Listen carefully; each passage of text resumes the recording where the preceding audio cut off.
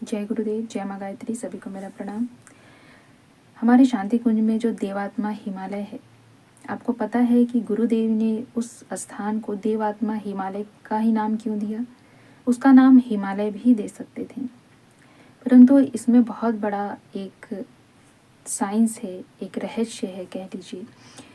क्योंकि जब आप पढ़ेंगे कि हमारे दादा गुरु कौन थे, यानी कि स्वामी सर्वेश्वरानंद जी, जो 2000 से भी अधिक वर्षों के माने जाते हैं, तो कहा जाता है कि वो हिमालय के जिस क्षेत्र में रहते हैं या जहाँ पर वो रहते हैं और वहाँ पर अनेक ऋषि सत्ताएं आती हैं, ऐसी सूक्ष्म सत्ताएं आती हैं, स्वयं नारद जी भी आते हैं। यानी कि हिमालय का जो संसद भवन होता है उसको कहते हैं देवात्मा हिमालय। वहाँ पर सभी लोग आते हैं और इस संसद भवन में सभी ऋषि मुनियों और ऐसे सूक्ष्म शरीरधारियों की जगह होती है और वो वहाँ पर बैठते हैं, आते हैं और इस संपूर्ण संसार में घटित होने वाले सारे क्रियाकलापों के ऊपर चर्चा करते हैं। सारे विषयों पर वो बातें करते हैं, हर समस्या के लिए समाधान ढूंढते हैं। तो उस जगह को कहा जाता है देवात्मा हिमालय। अनेक प्रकार के नाम दिए गए हैं, उनमें से एक नाम देवात्मा हिमालय भी दिया गया है। तो इसीलिए पूज्य गुरुदेव ने जो शांति कुंज में यह स्थान बनाया देवात्मा हिमालय, यानी कि क्या कि देवात्मा हिमालय के अंदर आप जाइए और वहाँ पर आप ये महसूस कीजिए कि उस पूरे क्षेत्र में, देवात्मा हिमालय क्षेत्र में संसद भवन है। और संसद भवन में क्या होता है आप जानते ही हैं। संसद भवन में हर व्यक्ति अपनी अपनी समस्याओं को रखता है और फिर उसका समाधान भी वहाँ पर निकाला जाता है।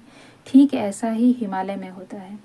जैसे हमारे दादा गुरु हैं और अन्य ऋषिवर हैं, जो सभी लोग उस देवात्मा हिमालय में बैठते हैं और वहाँ पर विचार विमर्श करते हैं और इस संसार में, इस विश्व में जो कुछ हो रहा है उसको कैसे सुधारा जाए, उसको कैसे सही किया जाए, किस प्रकार से इसको रोका जाए, जो भी यहाँ पे गलत कार्य हो रहे हैं उसको कैसे रोक सकते हैं, उसके लिए किसका चुनाव कर सकते हैं। संपूर्ण प्रकार की जो समस्याएं हैं उन सभी समस्याओं के समाधान के लिए वहाँ पर संसद बैठती हैं।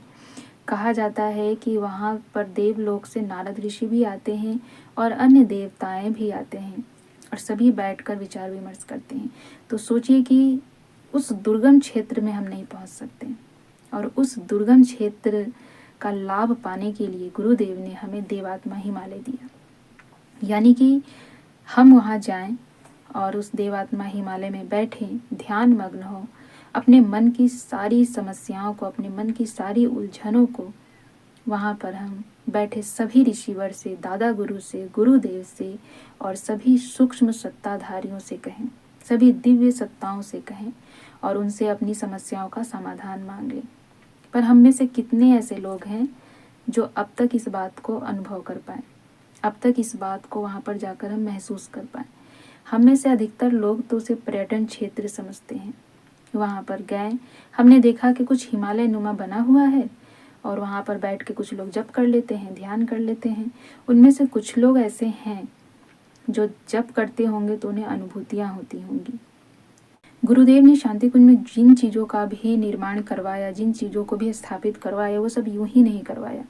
जैसे कि सप्तऋषि आश्रम को ले लीजिए, गायत्री मंदिर को ले लीजिए, समाधि स्थल को ले लीजिए, इन सभी जगहों के बारे में जब अलग अलग रूप से आप इनको भिन्न भिन्न रूप से समझने का प्रयास करेंगे तब आपको हर एक क्षेत्र दिव्यता से भरा नजर आएगा।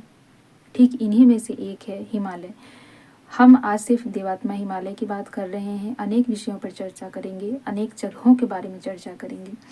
तो आप सोचिए कि पूज्य गुरुदेव को पता था कि आने वाले समय में मेरे बच्चे मुझे बहुत याद करेंगे या मेरी कमी महसूस करेंगे। बहुत सी ऐसी बातें होती हैं जो हम गुरुदेव से कहना चाहते हैं पर इसलिए नहीं कह पाते क्योंकि स्थूल रूप से वो हमारे पास नहीं है। लेकिन यकीन मानिए कि जिन जिन क्षेत्रों में गुरुदेव ने रहने की बात बताई है, उन क्षेत्रों में यदि आप गुरुदेव से कुछ कहते हैं तो किसी न किसी माध्यम से गुरुदेव आपको ये महसूस करा देते हैं कि उन तक आपकी बात पहुंच गई है और वो आपको उसका उत्तर भी दे देते हैं। अब ये सभी बातें अपने अपने भाव पर निर्भर है, किसको क्या महसूस होता है। और कौन कितने भाव, कितनी श्रद्धा, कितने विश्वास से पूज्य गुरुदेव को याद करता है, उनसे बातें करना चाहता है, उनसे प्रश्न करता है, उनसे समस्याओं का हल मांगना चाहता है। इसी तरह से गुरुदेव ने यह सोचा कि जब बच्चे मेरे याद करेंगे, जब उनको अपनी परेशानियां मुझसे कहनी होगी और उनको अपनी समस्याओं का समाधान नहीं मिलेगा, तो वो देव आत्मा हिमालय में आ जाएंगे। यहाँ संसद भवन में सभी दिव्य सत्ताएं विराजमान हैं और उस संसद भवन में बैठकर जब हम अपनी समस्याओं के विषय में बातें करेंगे, अपनी समस्याओं के विषय में कहेंगे, अपनी समस्याओं का समाधान मांगेंगे, तो निश्चित रूप से किसी न किसी प्रकार से हमें हमारी समस्याओं का समाधान अवश्य मिलेगा, हमारे प्रश्नों का उत्तर अवश्य मिलेगा और हमें जिन चीज़ों के विषय में जानकारी चाहिए होगी वो हमें ज़रूर प्राप्त होगा। लेकिन हम में से अधिकतर लोग अपने चंचल मन के कारण यह समझने की भूल कर देते हैं कि यह मात्र केवल बनाई हुई चीज़ है, यहाँ पर क्या हो सकता है। लेकिन किसी भी चीज़ को यूँ मत समझिए कि ये ऐसे ही बनाई गई है। हम जब उसमें अपने भाव को जोड़ देते हैं, अपनी श्रद्धा को जोड़ देते हैं, अपने विश्वास को जोड़ देते हैं, उसकी सम्मिलित कर देते हैं उसे, तो वह सजीव रूप में स्वयं प्रदर्शित होने लगता है। देखिए, ये एक भाव का जो रहस्य है, मैं अक्सर आप लोगों को कर्म कांडों में नहीं घसीटती हूँ, मैं आप लोगों को भाव की तरफ ले जाने का प्रयास करती हूँ, क्योंकि सबसे महत्वपूर्ण जो है वो भाव है। तो ये भाव ही है जो हमें निर्जीव चीज़ों में भी सजीवता का आभास करा देता है।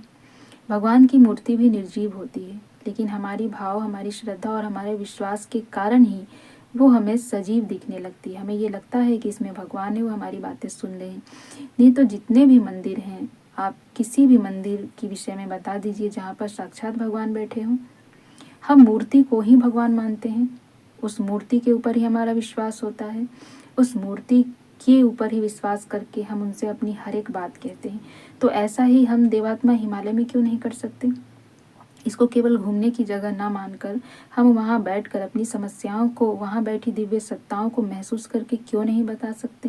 हमें ज़रूरत है एक नए दृष्टिकोण से देखने की, एक नए दृष्टिकोण से किसी भी चीज़ को महसूस करने की।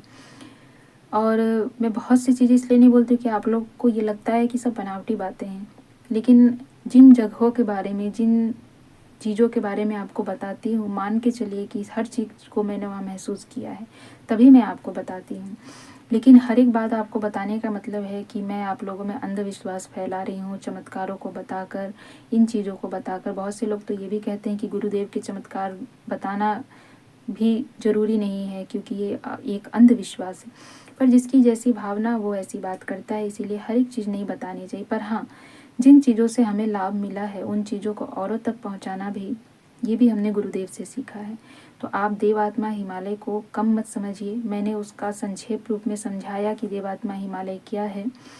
तो एक संसद भवन समझिए जहाँ पर सभी ऋषि सत्ताएं हैं। वहाँ पर देखेंगे चारों धाम भी बने हुए हैं और अनेक प्रकार की आपको दुर्लभ जो जगहें हैं वो सभी जगह उसमें प्रदर्शित दिखाई देंगी। जो जो चीज़ें वहाँ पर बनाई गई हो, किसी मनुष्य द्वारा बनाई गई हैं, इन चीज़ों को आप मत सोचिए। मनुष्य ने बनाया है, पर उसमें सजीवता जो है वो गुरुदेव द्वारा दी गई है, उसमें जो प्राण है वो गुरुदेव द्वारा दी गई है। आप गुरुदेव को तो मानते हैं कि गुरुदेव वह हमारे साथ सूक्ष्म रूप से रहते हैं, वैसे ही सभी दिव्य सत्ताएं जो है वो हमारे साथ सूक्ष्म रूप से रहती हैं। तो अब कभी भी आप देवात्मा हिमालय में जाएं तो मेरी इन बातों को ध्यान रखें और वहाँ पर अपनी सभी समस्याओं को सभी सूक्ष्म सत्ताधारियों को कहने का प्रयास करें। वहाँ पर जितनी भी सूक्ष्म दिव्य सत्ताएं हैं उनको अपनी परेशानियाँ बताएं, उनसे समाधान मांगें, उनसे मदद मांगें। और इन सभी चीज़ों में अपने भाव, विश्वास, श्रद्धा को जोड़ना मत भूलिएगा। इन सब को जोड़कर आप वहाँ पर बैठिएगा, कुछ समय एकांत में बैठने का प्रयास कीजिएगा और ध्यान लगाकर वहाँ पर महसूस करने का प्रयास कीजिएगा। आपको बहुत सारी अनुभूतियाँ होंगी। फिर आप मेरे इसी वीडियो में आकर कमेंट कीजिएगा और मुझे बताइएगा कि मैंने जिन चीज़ों को आपसे साझा किया है वो सही है या सिर्फ यूं ही मनगढ़ंत बातें हैं। ज़रूर मुझे बताने का प्रयास कीजिएगा और जिन्होंने पहले भी इन चीज़ों को महसूस किया होगा वो भी मुझे ज़रूर बताइएगा। जय गुरुदेव, जय माँ गायत्री, सभी को मेरा प्रणाम।